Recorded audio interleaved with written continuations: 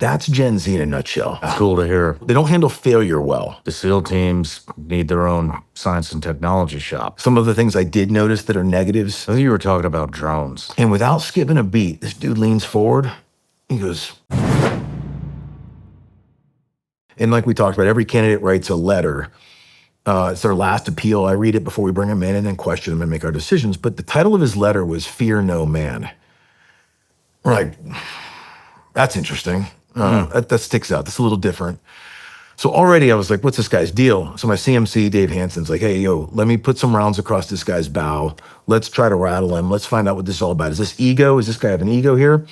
So dude comes in, sits down, and my CMC's just letting him have it. I mean, like yelling, like if you've ever been on the receiving end of Dave Hansen, giving it to you, not a great place to be.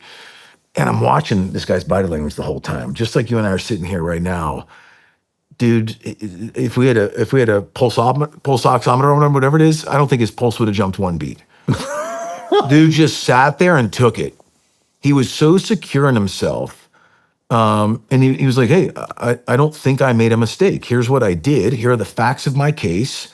I stand by it.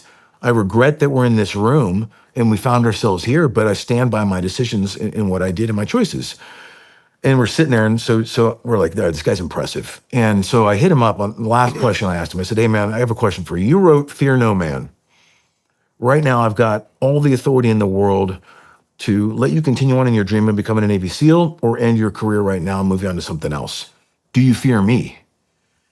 And without skipping a beat, this dude leans forward. He goes, no, sir, but I respect you. That's Gen Z in a nutshell. I was so impressed. Like, not only was I impressed, having gone through what now I've gone through, I can tell you, I thought of him probably every single day I was going through this struggle, because I'm like, how do I get what that dude has?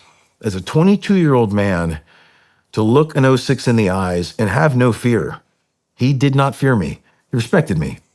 How do I do that? Because I was very afraid when I started this journey and started pushing back against authority and saying, this is wrong. I think we're having a problem here, guys. I was very afraid to do that. I was very afraid to confront people with higher rank than me. So I'm looking to this Gen Z guy. He's 20-something years younger than me. I'm like, I'm inspired by this guy. I got to learn from him. Wow. They're impressive, man. Very that takes big balls. Mm-hmm. And you don't just fake that. That was genuine. Other things I saw with this generation, man, some of them. So you would say that's a commonality throughout Gen Z? I saw a lot of that in Gen Z, yes. Yeah. Mm-hmm.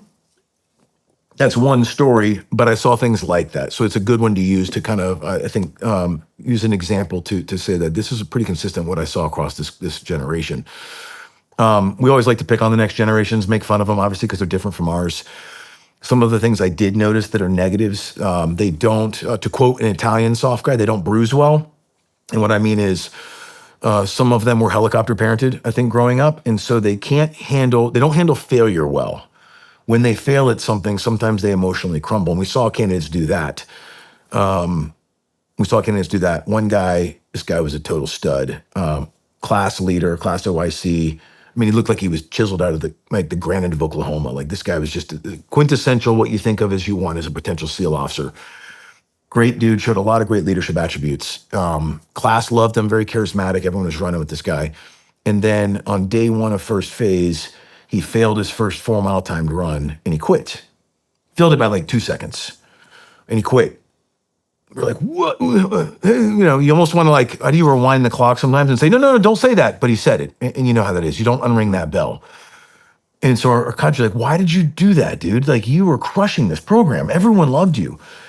And he said, well, how can I lead men if I can't hold the standard myself? Now, our point to him was, that's admirable. However, you missed the entire point of our program. Nobody ever succeeds at everything. How do you lead through adversity is a better question. How do you lead when you don't succeed? Because as we talked about, the enemy gets a vote. Sometimes you can do all the right things on target and still be caught on your heels. How do you lead in those cases? So that was a negative that I saw in their generation, but that wasn't consistent with all of them, but a lot of them. And they have an incredible sense of teammanship. One more story, and then we'll move on, I think. But this one time, I was coming out of a couple months out of a boot. I'd broken my foot, and so I was not in the best shape. I hadn't been in a boot for like 3 months. And my first phase OIC, total stud. He's like, "Hey, sir, we're doing the Murph as a class. We're going to lead the Murph for one of these PTs." It was, I think, we were at the one of the anniversaries of Red Wings or one of these things, and are you in? And in my mind, I'm thinking like, dude, I'm not in shape to do a Murph in front of candidates right now. But how do you say no? As the skipper. So yeah, of course I'll be there. So me and my CMC show up and we're doing this. And man, I was sucking like bad. And I'm so far behind everyone else. They're like knocking out all their reps. For those out there don't know what the Murph is, you can look it up, but it's a mile run. I think it's 100 pull-ups, 200 push-ups, and 300 squats. Is that right? And another mile run? I think that's right. So I'm still cranking out my reps, and these guys are already done with their reps, and they've started their second run. And it's just me and my CMC on the grinder now, still doing the reps. Like we're that far behind everybody because I'm that out of shape. And it was embarrassing. I was humiliated as a CO. My CMC was a good teammate. He was pretending that like he was hanging with me, like, oh no, it's not you dragging me back, but it totally was. He was just being a good swim buddy. So we start our run, and now guys are actually coming back from the last run. And I'm so beat down and defeated and depressed as I'm running through the sand. I'm looking at my feet. I'm depressed. I'm watching the sweat fall off my face, and I'm thinking like, how do I salvage this moment as the CEO here when I wasn't hanging with these dudes and I've embarrassed myself. And I get to the turnaround point, hit it, turn around and start to run back, and I see something different. I look up and I see my first phase OIC coming back to pick me up. And as he comes around the corner, a candidate's behind him, another candidate behind him, another candidate behind him. No one told him to do this. They came back, filed in right behind me, didn't say a word, just got in place, marched with me to pick me up as a straggler. There was no condemnation in their eyes. There was no pity. There was nothing other than, we're here to be a teammate. And as we're marching now, all of a sudden, like another one files in, and another whole class. I start to get a little bit better. My gait opens up, my breathing fixes. I'm starting to get, okay, that surge of energy. And my first phase OIC whispers behind me, it's always nice knowing someone's coming back for you. And this was this class. And they just did it.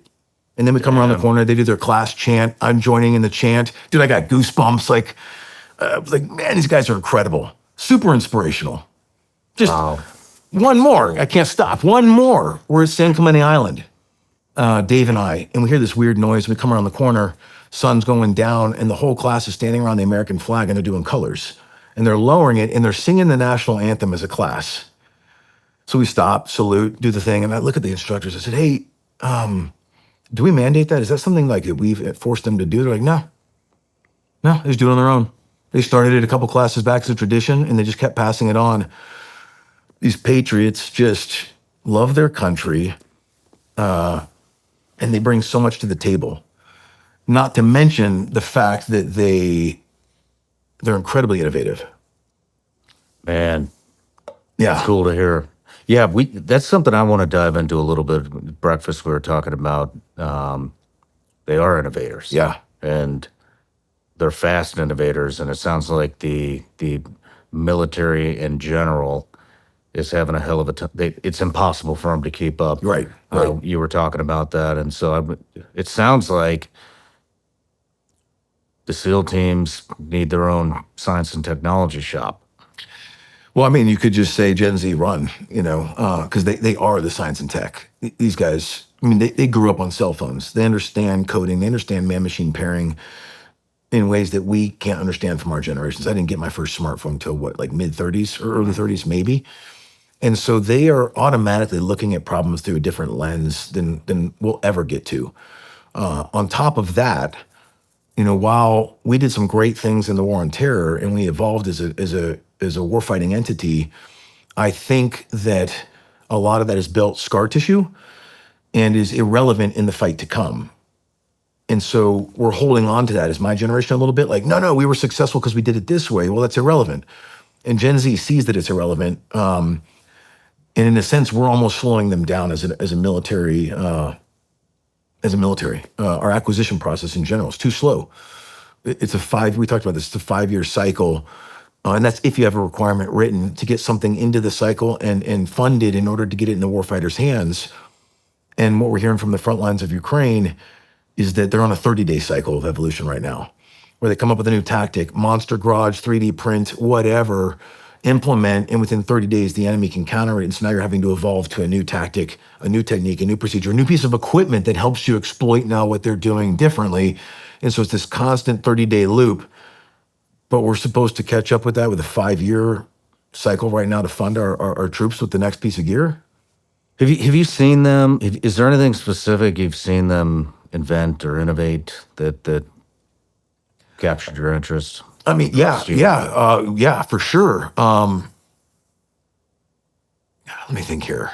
I think you were talking about drones. Yeah, I mean, there's a bunch of examples. So I was going through my files, and then I'm wondering what can I say, what can I not. But the drones is a great example. Is just last weekend we're at a hotel with some people, and we had an E6 and then a contractor who's helping them out, and they literally brought like a 3D printer and all this stuff, and they're like 3D printing parts of a drone, soldering wires together, and making this like mobile backpack with a drone with some glasses that serve as an FPV, first person point of view, with an overlay. So it's almost like what Lucky was talking about with you a few episodes ago, but the Monster Garage version, low tech for sure. But so you could see through the glasses normally, but you'd have the overlay image of what the drone was doing. And they were like, just in their off time, came up with this. Are you shitting me? No, they're just coming serious. up with this, and they're Yeah. we don't. So what sparked that mini invention? They They it. just want the technology, Yeah. and the SEAL teams doesn't have it, so they're like, fuck it, we'll just make it. I think so. Like, we could do this. I mean, Yeah. like harness that kind of energy, cut it off the leash. You know what I mean? Like, hey, dudes, here's your left and rights. Let's give you funding, authorities, and equipment to just experiment and have fun with this stuff. Boom, run. Let's see what we come back with. Compete by teams. See what rises to the top. Buy some off-the-shelf stuff. Monster garage it. We should just be giving these like limitless authorities and autonomy. Direction. Run this way. You can't cross these thresholds legally. Whatever. But right now, I mean, they're doing it on their own because they're hungry and they see that there's a need. But we're not evolving fast enough as a military to, I think, scratch their itch as Gen Z, and that's a problem. Because like we've talked about, they're not going to sit around forever and wait for us to do what needs to be done. They're going to leave because I can go make money somewhere else doing this. Or if this isn't going to, if you're not as innovative as I hoped you were when I got here, I'm going to walk away. You only have so much shelf life before they're going to get impatient and walk away. What would it take to do? What would it take to do that? To have an S&T shop set up with funding so they can innovate. No matter where you're watching Shawn Ryan Show from, if you get anything out of this, please like, comment, subscribe, and most importantly, share this everywhere you possibly can. And if you're feeling extra generous, please leave us a review on Apple and Spotify podcasts.